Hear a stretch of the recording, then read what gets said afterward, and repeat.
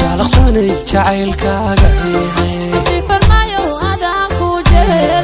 Jalaqsan jacaylkaaga